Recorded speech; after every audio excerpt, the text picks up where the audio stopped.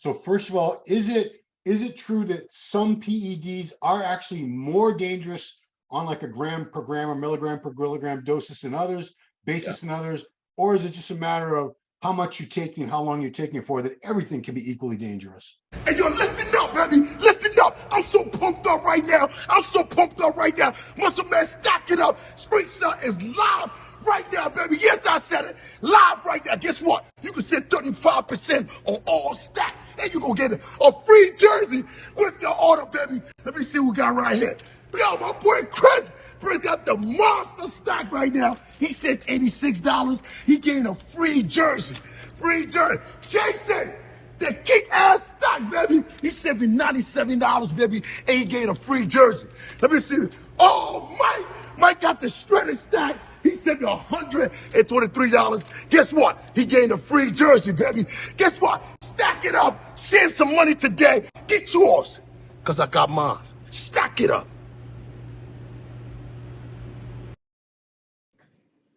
Hey everybody, welcome to another awesome episode of Fac Attack, starring contest prep coach extraordinaire and IFBB Pro League Pro Fakhri Mubarak. How are you, sir? Doing well, man. I'm doing very blessed, and we talked a little before the show, so everything's going well, man. Everything's going very well. Yeah, I want to give you credit for a post you made yesterday, the day before, about telling women don't send me nude pictures for check-ins, because apparently some coaches, a couple shady coaches, let's put air quotes around the word coaches. Yeah. They actually ask women, send me your check-in pictures nude. I'm like, dude, come on. Yeah. This is 2023. Yeah, you're asking for trouble, dude. Asking for trouble. But you've always kept it professional. That's why you were in demand. You took a little break from coaching. You're back, and now you're as in demand or more in demand than ever. You're excellent at what you do. So thank you, Ron. Thank you, sir. I mean, I think being ethical in everything you do is very important, right? Yeah. If not, then I mean, I understand why people aren't ethical for their own personal selfish reasons, but I've never been that way. Yeah. So this is a topic. It comes up all the time. Some PEDs have a reputation or a mythos as being safer. Others have a reputation of being more dangerous. And you're very experienced with many clients, thousands of clients over many years, using PEDs yourself. You probably have a perspective that not many people would have on this subject. So first of all, is it true that some PEDs are actually more dangerous on like a gram per gram or milligram per milligram doses than others, basis than others, or is it just a matter of how much you're taking, how long you're taking it for, that everything can be equally dangerous? Yeah, well, so let's put something out there. PEDs are not candy, right? It's not like it's not like you're taking 10 D-balls and you're taking like 10 chuckles, right? So I mean, so every anabolic hormone, every PED, anything that enhances the body is going to have some type of side effects, because if not, first of all, it wouldn't be a drug. It wouldn't have been made into a drug, studied into a drug, or actually created and not made into a drug because it was so dangerous at first, right? Yeah. We have many steroids that were developed as drugs, but they weren't passed by the FDA, or for whatever reason. So yeah, I mean, to answer your questions, all steroids do have side effects. It just depends on the dosages itself. I should have said this at the very beginning, because I don't want to mislead anybody when I say safe steroids. There are no safe PEDs or steroids, or anything can be dangerous. I mean, you guys all have stuff in your kitchen cabinet right now, or your bathroom cabinet that could kill you. You take a whole bottle of Tylenol, and you'll be dead from liver failure within the day or two. Eat a lot of chocolate, you die too, right? You're a dog, but what, chocolate can kill people too? Jeez. Yeah, overdose to chocolate. Jeez. There should be a lot more dead people than there are. But yeah, so I want to make that clear, guys. We're not saying at all that there's a safe steroid that's completely safe. You'll have no side effects. It's not going to harm you long term. That doesn't exist. That's not reality. But there are some compounds that are used that are more dangerous than others. So let's start with, give me like your top couple ones you would be most concerned about people using in high amounts and for long periods of time. Which steroids could cause the most damage in the shortest amount of time? So or PEDs in general. Right. So yeah. So I guess when you talk about steroids, we have to talk about performance enhancing. So it's it's not just steroids are considered always hormonal, but it's not just something that's hormonal, right? Some performance enhancing, sometimes it's performance deterioration after a while too, as well. Well, of course, DMP, right? We know the ingredients in DMP are super dangerous. Rat poisoning, made from dynamite. Now things are different with DMP because they're crystallizing a lot of stuff, but it's still increasing the heat in your body and to burn calories. So that could pretty much just to define it really quickly, melt your insides. So it's not a really, it's very dangerous. I've used it myself once. It works, but I would never use it again. I've used it with clients that have used it or are on it when they hired me because I had to get them off of it. Another one is myobolarin, cheek drops. Okay. Yep. Wow. So that's a veterinarian drug that works like within 30 minutes. A lot of powerlifters take that. Incredibly dangerous. I mean, it's it works really fast. So anything fast to the body is faster in, faster out. So that means it reaches its peak at a faster rate. So the side effects are higher. But cheek drops, cheek creeps, or myobolarin it's really the name of it. Is used for aggression. Is used for strength. It is not a bodybuilding drug, or it's not even a powerlifting drug. It's made for horses, right? It's made to put it to the horse real quick and for the horse to sprint and to try to win a race, to do his best. So very dangerous. Superdraw is something that's become more common over the last 5 years. It was Superdraw it's an insane. Superdraw it's like every every side effect in one, right? I mean, you could. Long-term Superdraw is like liver failure, kidney failure. You can have a heart attack, some high blood pressure, incredible water retention. It was designed many years ago in the 60s, and it was actually never, passed by the FDA to be made a drug. So of course, some bodybuilders somewhere say, hey, let's look at what's out there that hasn't been passed, right? Hey, this could make you put 20 pounds on in 2 weeks. So it's it's something to use, but Superdraw is incredibly dangerous. Just to, I believe, correct me if I'm wrong, was Superdraw available legally as a pro hormone for a couple of years? Yeah. So that's the crazy thing. So like pro hormones and SARMs, they're sold for chemical research, right? I mean, it's not made for human use, right? It's my lab bunny. Yeah, my lab buddy or my guy has a good connect, or my friend is a chemist, right? He's like, he has a GED, but he's a chemist in his house. So ordering powders from China, and selling things. So yeah, Superdraw was sold. I guess, over the counter, right? Because we could buy it. We were able to buy it in supplement stores and places like that, but it wasn't legal. It's research only, but not for human use. Insulin. Insulin is something very dangerous. People don't understand that, one shot of insulin could kill you if you don't do it the right way. You're supposed to cover each unit of insulin with 10 grams of carbs. But that's not to say, well, if I'm taking 200, if I'm taking 20 IUs of insulin, I need to take 200 grams of carbs, right? Because 20 IUs of insulin could fucking kill you. So I just want to say that not everyone's a mathematical genius out there. Some people are not very bright. There's dyslexia with words. There's also dyslexia with numbers. A simple screw up with the conversion. This is how many grams. You could be dead. I mean, insulin has killed people. I think every bodybuilder knows that if they haven't experienced it themselves through personal use, you've talked to people who've had very close calls with insulin.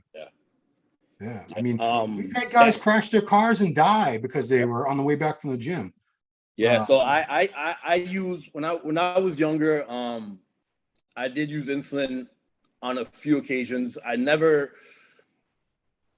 So the first time I used insulin, I was going to Cancun, right? And I wanted to put on weight, but I was a bodybuilder already. It was 2003. I was going to do nationals that year. I was like 220. My first experience with insulin was about 15 pounds in like 10 days. and it was just a really big increase of weight, and of course, strength, because we use the weight to lift heavier weights. I didn't have a bad experience, and then when I came back from Cancun, I was already starting to get ready for nationals in 2003. So I actually had to lose weight. I had to get down to light heavyweight class, 198 class. My second and third, so I've used insulin 4 times. My second and third experiences were not good experiences. I used it for a couple of weeks, and then I crashed. And I was one to, eat a lot of calories, eat a lot of food, and then especially let's say I took my 7 IUs of insulin, so that I had to be covered with 70 grams of carbs. But I would take, remember the old Ultra Fuels, the glasses? Oh yeah, Twin Lab. Yeah, Twin Lab. Yeah, that and Metrics was off the hook combined in a blender. That was like my shake. So I used to drink the Ultra Fuel, which is 100 grams of carbs. On top of that, I would put a scoop of the old school Vertargo, the one that actually came from Europe back in the days. So that was 75. So even with 175 grams of carbs and 100 grams of sugar, 100 grams of those 175 grams of sugar, I still had a crash, within like 5 minutes. And while I was driving, because you haven't mentioned, car accidents and stuff. So I do, I'm not gonna lie, as coaches, with higher, high competitive athletes, we do use insulin, because insulin is the strongest hormone there is, to gain the most amount of mass you can, right? But it has to be used safely. I think Sando, right? What was his name? The guy who just passed, not Eugene. Luke. Yeah, Luke committed suicide using insulin, right? Oh, did he? I never knew how he did it, but I believe so. Yeah, I believe so. It was an overdose of insulin. So guys, that tells you how dangerous insulin is, right? Somebody could commit suicide using it. Yeah, I mean, it puts you into, if you miss time, it seems like you were doing everything right, and you still had a crash. Yeah. It's called going hypoglycemic. You have very low blood sugar, and you just basically, you couldn't stay awake if you wanted to, right? Well, with me, it was more of like, I'm sitting there, and all of a sudden I get so what happens is you first get like a really cold sweat, right? So you start sweating, even though you're not hot, you start sweating. And then when it starts getting worse, it's like you start you start flashing in and out. I've never got to that point, because I've stopped wherever I needed to stop. Well, I used to carry dextrose pills too. So I would carry a bottle of dextrose pills. So I would take it, and my drive from the gym to my house was like 5 minutes. So I would take the Flynn in the gym, do the shake, and then within 5 minutes of dropping my friend off and going to my house, I felt it a couple of times. I'm like, this thing isn't for me. So with clients, I'll use it, but if there's any type of issues, which I've had issues in this effect, it's this and this, I don't feel comfortable using it, I would take it out. We're not going to put anything in there, that's going to cause any type of harm. But I mean, that's my list really. It's Super Draw, check drops, DMP, and halo testing. Halo testing is also, a very highly androgenic drug. It's not anabolic, it's more androgenic, more DHT based. So it's used to get you harder during contest prep shows. I use it like 6 weeks out, depending on the milligrams of how big the person is, how much experience they've had in the past. And it works great. It works amazing, halo testing, but you just can't use it for a long amount period of time or high dosages. So what I use is, anywhere between 20 and 40 milligrams, depending on the size of the person. But it's used for like 4 to 6 weeks. But long-term use of that is extremely dangerous as well. Yeah. So I don't know if this is considered a PED, but diuretics widely used, especially in the very end, the last day or two before a contest day of the show. And that's where we've seen the most tragedies. That's where we've seen people dying backstage, dying in their hotel room the night before, dying the next day. You could take steroids for years. You're not going to take steroids and die that day. Right. It's going to be way down the line. But diuretics, you could electrolyte balance, you go into cardiac arrest, severe dehydration. There's all kinds of risk factors. And the problem is, I think you'd have to be incredibly well educated on the proper doses, timing, everything to make sure you're doing it correctly. And I don't know how many people out there using it are that well read. Yeah, so diuretics, I mean, so as far as like anabolic steroids, there's never been one death associated directly to anabolic steroid. So nobody's ever died and they put anabolic steroids on the death certificate, right? It's been, it's been, kidney failure, liver failure, heart attack. It causes side effects. So all anabolic steroids, long-term use to high amounts causes side effects. And that's what's usually on death certificates. It's not, it's not steroid use itself. Diuretics, yeah, you're right. Diuretics, especially strong diuretics like Lasix and Bumix, those diuretics are used for medical purposes of congestive, having heart, having high water retention in the body, which is congestion, of water retention. So when you're talking about, congestion, heart failure is because the heart is assuming too many fluids around it, and it's making the heart thicker, so it's harder for the blood to pump through the heart. So that's what the steroids are used for. Those diuretics are used for. But yeah, Bumix, Lasix, those are. I mean, it's others, but those are the two most dangerous ones to use. Now, are they? I always tell Ron, me. I always tell both sides of the story, right? It's not just one side. So even during today's conversation, today's podcast, we've talked about what's dangerous, what I've used, what I do use for clients, and everything else. Myself specifically, Bumix was my choice of diuretic, but my body was able to hold and that flatten out using Bumix. Small amounts of Bumix, but some people take. I'll tell you a story really quick. I had I don't want to mention. I'll tell you afterwards who it was. I had a super heavyweight do junior nationals, and I gave him a half of Bumix, a half. Yeah. And I gave it to him. We were carbon up, and all right, we need to pull a little bit of water. I gave him a half of Bumix, one half. I went into my room. I took a nap. I came back an hour later, and I looked at him and I said, "Holy shit! What the fuck happened?" Within 1 hour, like he totally flattened out, like completely. So we ended up ordering like $3,000 of room service because he was signed to a publication, and yeah, and and the guy didn't fill out, and that was a half of Bumix, and we know it was that though, right? Because we did other shows after that, and we never used Bumix. We used either Dactone, which Dactone is not a diuretic to me. Dactone is more of a steroid because it's a hormone blocker. It blocks the hormone aldosterone, which makes you hold on to water and sodium. So by taking out Dactone, you're releasing the water that your body is holding because of the water you are taking in, and as well as the sodium. So when people say, people have blamed other people for the death of athletes using Aldactone. It's not the case, even though unlike some of those coaches, it's not the Aldactone that's killing people, because, people with acne get prescribed 200 milligrams of Aldactone per day, and they take it for like 6-7 months. So it's not the Aldactone, it's the actual water, I guess drying out from the water and the other diuretics with the Aldactone. That's what becomes dangerous. Seems to me like a lot of people also combine the diuretics with, then they're restricting fluids, then they're even going into a sauna, especially, it's funny that open bodybuilding gets the rap for being the most dangerous division, but a lot of guys, to get to their weight for classic or 212, they go to some seriously drastic measures. There's guys that'll be like 20 pounds over their weight limit a couple days out from the weigh-ins. How do you lose 20 pounds? You're not going to lose 20 pounds of fat or muscle. It's got to be water. You're going to have to suck that water out of your body somehow. So the problem with going into the sauna is that you're going to lose the weight and you're going to lose the water. You're going to step on the scale and you're going to be a lot lighter. But the thing is, the minute, so you're taking diuretics, of course, and then you're going into the sauna. But the minute you start eating any type of food, water with sodium, or just food itself, you're going to gain it back in. So that initial shock of the water going back in and the sodium reloading into the body, that could cause a heart attack, because your potassium could go skyrocketed, and that high potassium of course could cause heart failure. Wow. So we haven't mentioned tren, and tren, Dr. Thomas O'Connor calls it the devil. So that's a very extreme. How dangerous is tren? I mean, I've heard various opinions on that. Some people say it's not that bad. Some people say don't be on it for don't take more than this amount. Don't take it for more than X amount of weeks.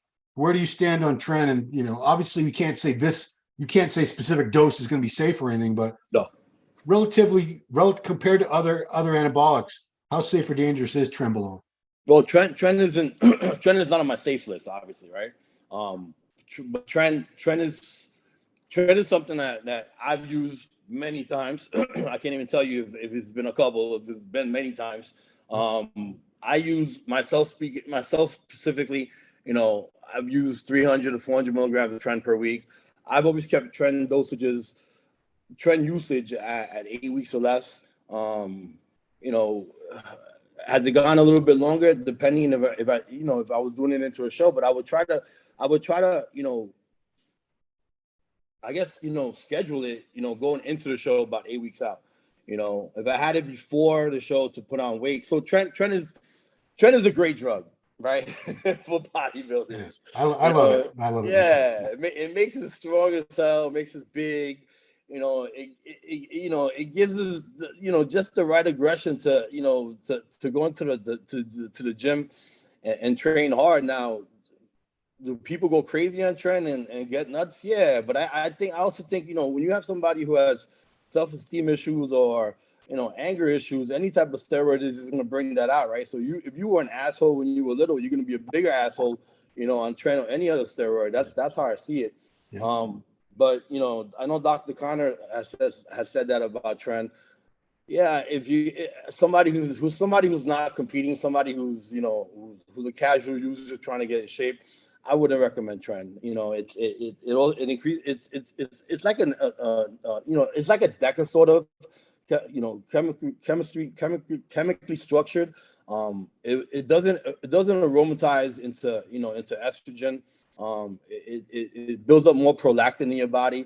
So a lot of the side effects that people have from Trend, you know, well, I'm taking Arimidex, I'm taking Letrozole, I'm taking Aromacin. That's not going to work with Trend because it's a prolactin builder. So you have to, you know, use, you know, Cabalin, Desonex, like drugs like that, and people aren't aware of that. And also the misusage of anti, you know, any anti estrogen or any, you know, any drug that's gonna block certain side effects. The misuse of that is also very dangerous as well. Yeah, I mean, aromatase inhibitors. I almost started using it a couple years ago, and O'Connor stopped me.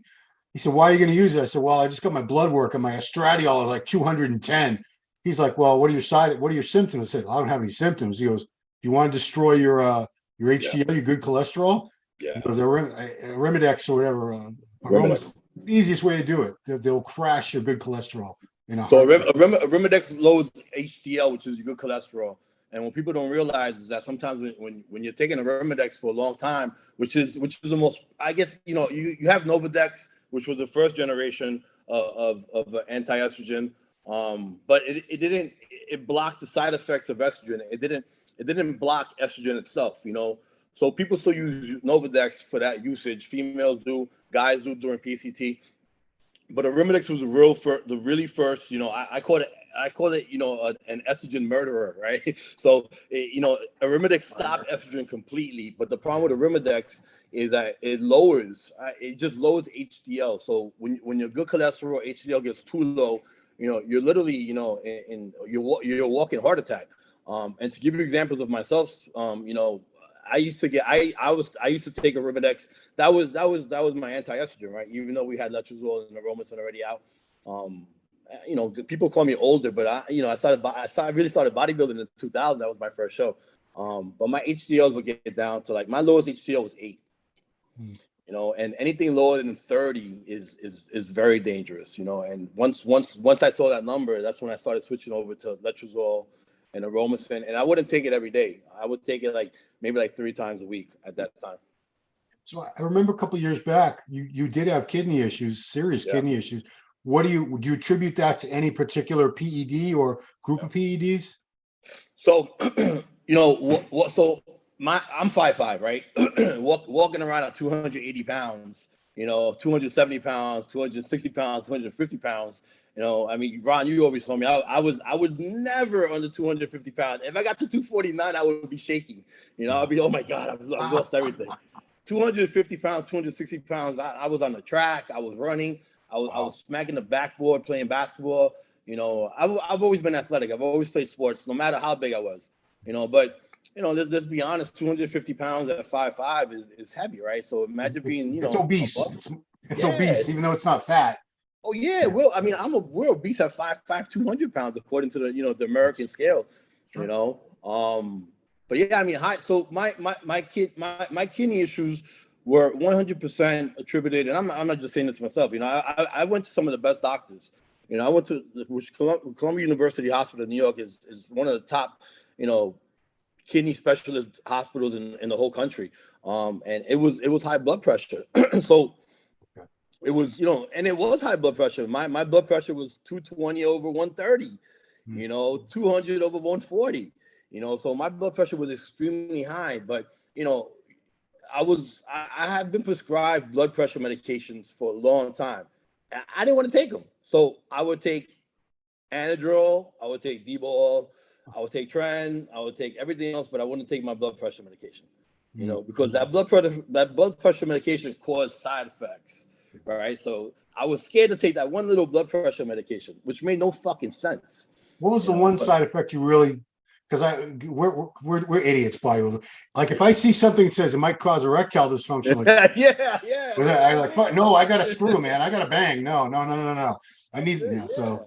That was it with me. So the blood pressure was like erectile dysfunction. I was like, well, I've been on steroids for like the last decade and a half. I have no sexual problems whatsoever. I'm in my 40s. I have no sexual problem whatsoever. But if I take this blood pressure medication, that might happen. So yeah, it's funny because it's stupid. It's funny and stupid, but that was it. That was the reason why I didn't take the blood pressure medication. So I had to come down and weight, and I had to make a decision at that point, which it wasn't really a decision, right? Either go to kidney failure and die, or get off of steroids. And we got off of steroids in 2000. So my last cycle was May 2018. Okay. Yeah, before we finish up the discussion on the most dangerous things, I do always try to talk, if young guys they're dead set on going on gear anyway, and I'm not going to change your mind about that.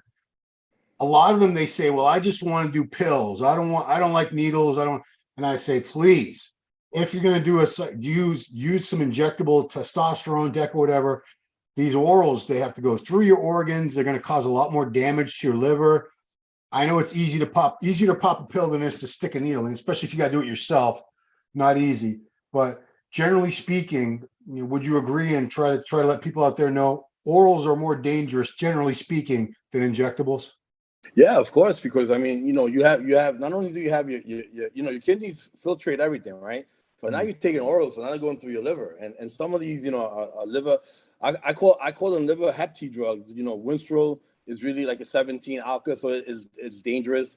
But even other mild, anabolic steroids like Anavar or Turinabol, and then you have your stronger ones like Anadrol 50, Debol.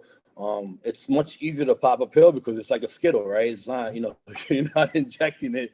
But what happens with Skittles is that you take one, you like it, and then the next day you take 2, 3, and 4. So some of these guys are not doing testosterone. And they're doing, 50 to 100 milligrams of Anavar, and that's, we're gonna get into the, why safe steroids are safe, but they also could be dangerous. That's what causes the side effects of where safe steroids become dangerous steroids. So for a beginner, for somebody who's beginning, yeah, I understand what, to take, whatever, 20, 30, 40, 50 milligrams of Anavar, see how that works. But like any other addiction, you're gonna see your body change. People are gonna say, "Wow, you look different." You're gonna get more attention, so you're gonna want to take more and more and more. And at that point is when, the oral dosages. I'm not saying to not take orals, because we all take orals on the stack, right? We all take orals when we're getting ready for a show. It's part of a steroid stack for the most part, right? To inject. So the common steroid stacks 2 injectables in 1 oral, right? That's just the way. That's like the common way people take steroids. That's Deca D-ball. It's like peanut butter and jelly on white bread. That's Deca D-ball, yeah. That's Deca D, or the Arnold stack, right? Test, Primo, and D-ball, Yeah. Mm-hmm. Yeah. I want to just, before we move on to safer ones, my horror story, or what a dumb shit story that I was. 21 years ago, I was getting ready for a show, 2002 New England. International Pharmaceutical was an underground lab back then.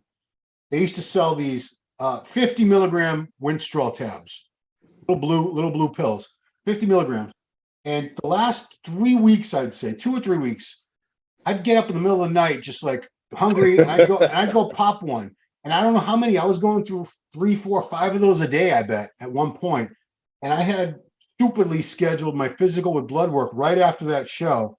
Well, you live at And times. the guy, the doctor called me. He said, "You need to get back in here. We got a real problem." I said, "What's that?" He says, "I think you're in liver failure." I go, "What?" I didn't have jaundice or anything, but he saw the levels and he was freaking out. And it was because I was popping those. It's easy. They're pills. It's like, boop, boop. Yes. It's not easy to stick a needle in yourself like 20 times a day, but it's pretty easy to pop a pill 20 times a day.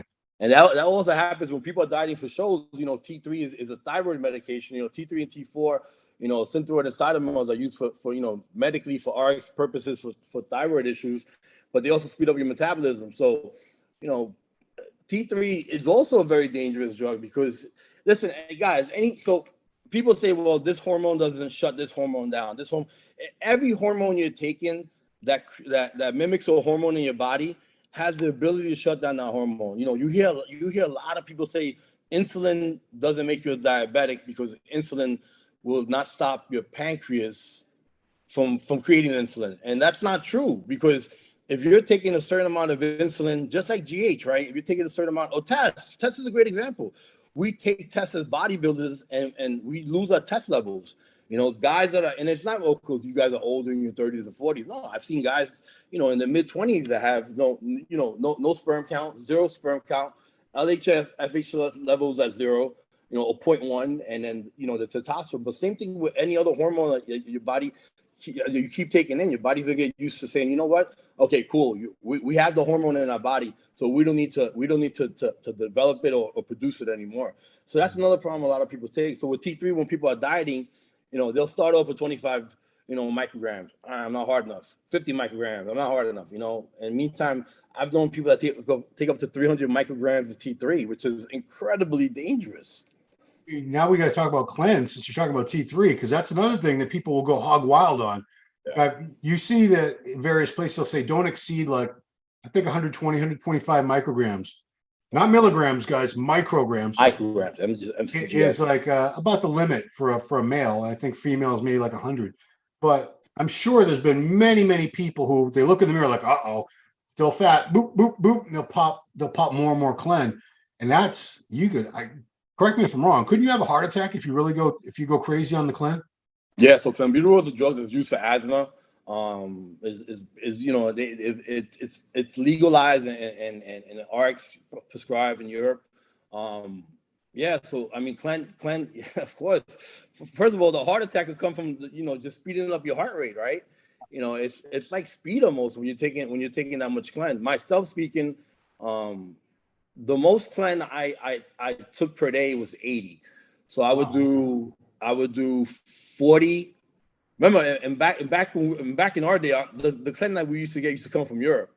So that 20 micrograms was 20 micrograms, right? It was strong as hell, So I would start at 20 micrograms twice a day, before meal one, and then sometime throughout the day before I work out, or if I did a cardio later on. But I would never go over 40. But even 40 micrograms in one dosage had me like this. Yeah. So yeah, I mean, guys take 60, 80 to 100 micrograms per dose. So they're taking, you're right, they're taking 160 to 200 micrograms per day, which is incredibly dangerous. None of my clients take above 80. I started them at 20, but the problem is, well, hey, fact, this company only makes 40. So I had to get used to understanding that companies were making 40 now, but real human consumption companies make 20. But I don't know how strong some of these 40s are, because I asked them about what side effects they have. They have any shakiness? Are they, any type of anxiety issue? Then they say no. But I'm like, I don't know if this stuff is real or not, Well, it's probably not 40. It's probably 15 or 20. Yeah, maybe, if that, especially if it's coming from powders that people are producing in their houses. So now we can get into relatively safer steroids. And it's interesting that you just said everything that's replacing a hormone will shut down the natural production of that hormone. Because people think Anavar is like candy. They think that's no side effects. You could pop Anavar all day and you'd be okay. O'Connor, I think, was one of the first ones I saw make a strong statement to the fact that you'll shut down your production on Anavar just like you would on D-ball or Anadrol or anything. It's going to happen. Anything that's taking the place of what your body's supposed to make, your body's just going to stop making, because your body says, guess we don't need to make that anymore. Right. But relatively speaking, Anavar is considered like the safest steroid. So almost all steroids have a DHT base. DHT being the male primary hormone that we produce, which is a high androgen, the highest form of androgen that a male produces. To create muscles, strength. The reason why men are stronger than women for the most part, the reason why men have more muscles than women for the most part, the reason why females have a higher body fat percentage than men for the most part is that we have high DHT levels naturally. So if we're taking, since the greatest idea in the world was to create, anabolic steroids, that had other properties on top of, having a DHT base itself. And that's what steroids were created. Remember, these steroids go back to like the 1930s, 1920s, right?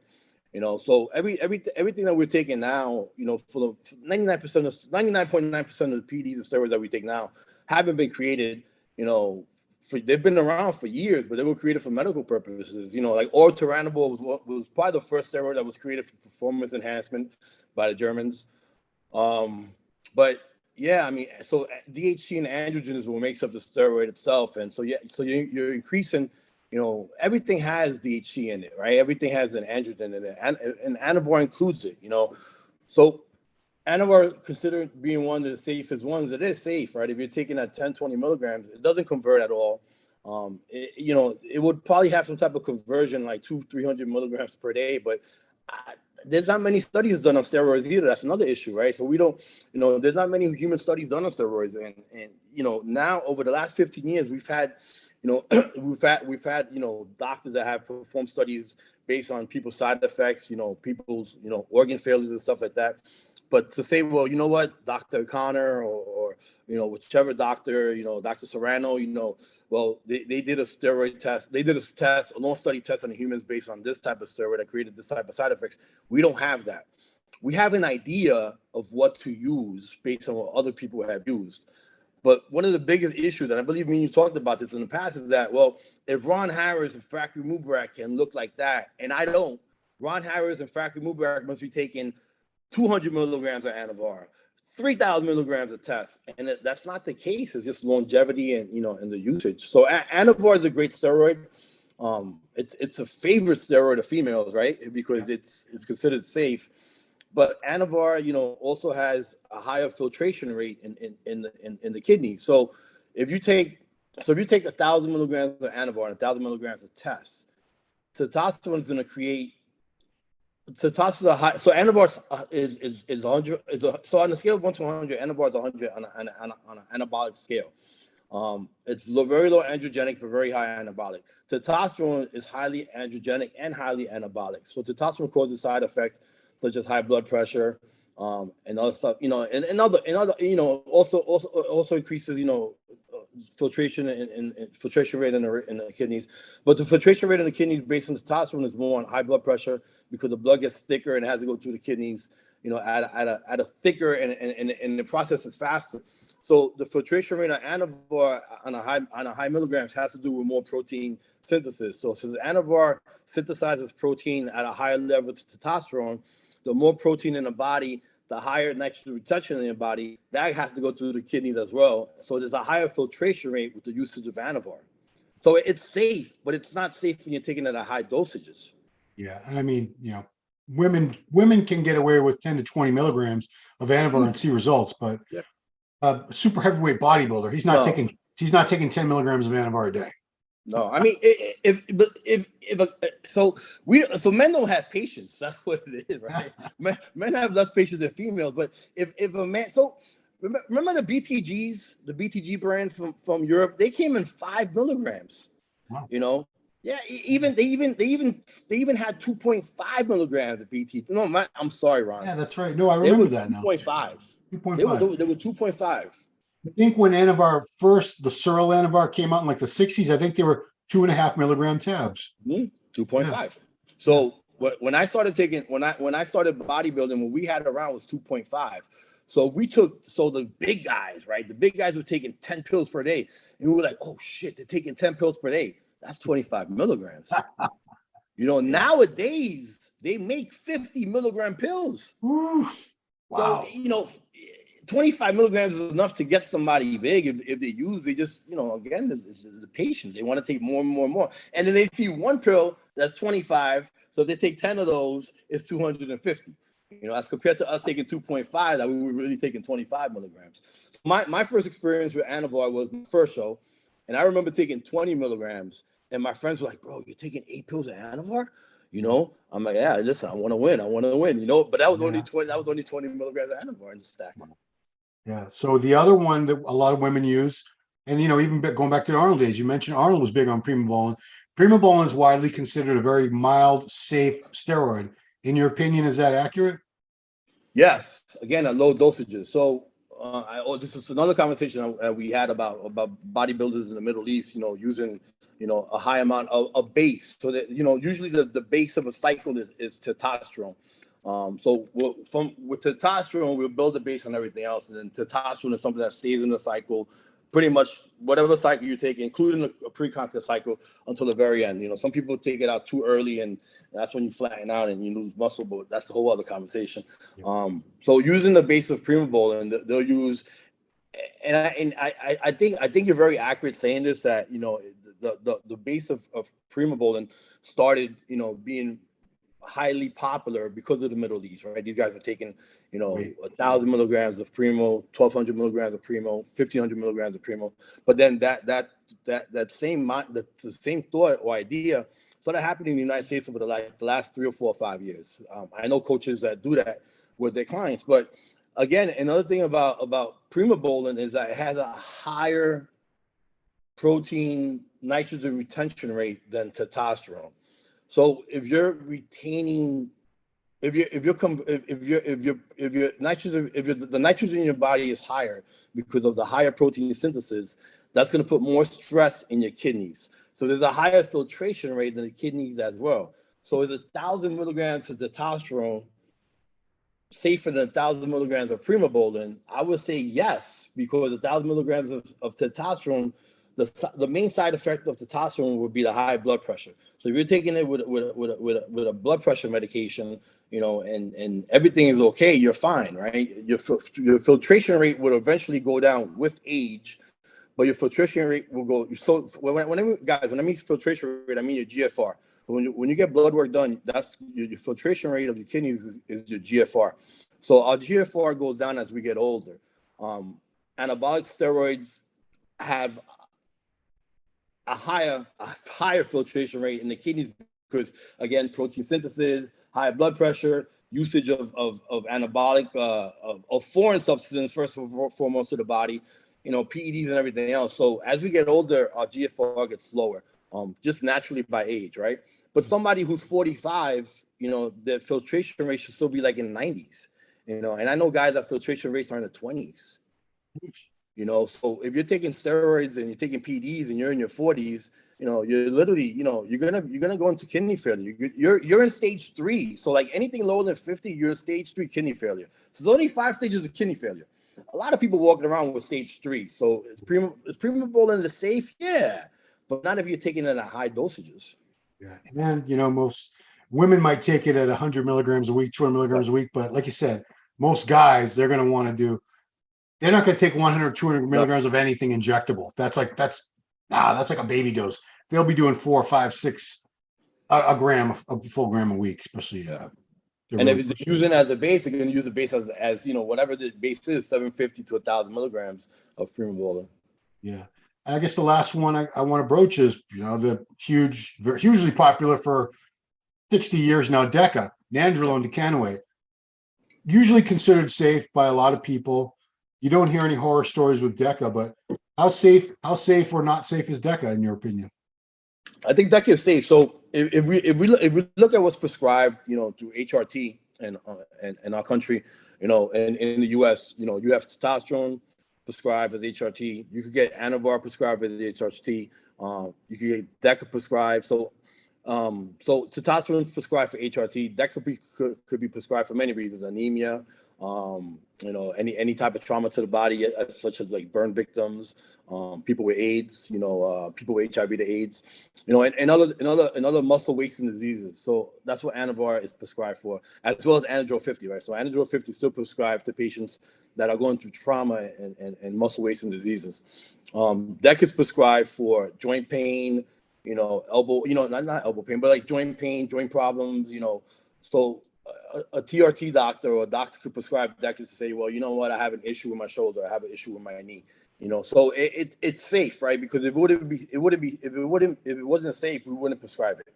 But the prescription of it being safe is 50 to 100 milligrams, you know, every 7 to 10 days. You know, we're not using, bodybuilders not using 50 to 100 milligrams of DECA. We're using, you know, 500, 600, 400, 600, 800, some guys. The most DECA I've ever used was 400. Again, because of the side effects, right? So one of the side effects is DECA is called DECA dick. And yeah. So, you know, we read these things and we're like, all right, so we don't have none of these issues right now, so I'm not going to bump up the DECA. So DECA was never a favorite of mine. I've said this earlier. I can't count how many times I've used other stuff, but I've used DECA 3 times in my whole entire life, and very early on too. So, you know, that's one of the things. So DECA is safe, but again, you know, DECA also increases prolactin, you know, and so a lot of people get a high amount of water retention on DECA. Well, I'm taking testosterone and I'm taking Anavar, and I'm taking, you know, Aromasin or Letrozole or Arimidex. How am I holding water? You're holding water because DECA converts to prolactin, right? And then the conversion of prolactin could lead to other, you know, other nasty hormones. I call them, like, you know, female. When I talk to females, I'm like, you guys have some nasty hormones. You guys have prolactin, you have progesterone, you know. So a lot of females don't get tight and hard enough because they're not blocking what they should be blocking. They're not just blocking estrogen, which you just can't block. So another issue real quick to bring up is that a lot of coaches and a lot of bodybuilders are now combining anti-estrogen. So they're taking letrozole and Arimidex at the same time, you know, and then they're popping two Arimidexes, two letrozole.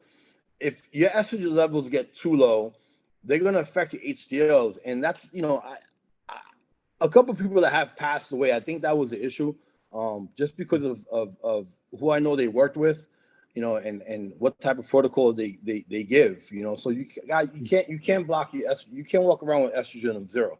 And I believe Dr. O'Connor told you that too, right? Mm-hmm. You know, so you have to have some type of estrogen in your body, even with females. But I mean, like I said, you know, everything that's prescribed medically is safe because in the U.S. we do have a very strict FDA, you know, compliance. You know, we have, you know, this is a developed country that's you know, that watches what we're allowed to take and not take.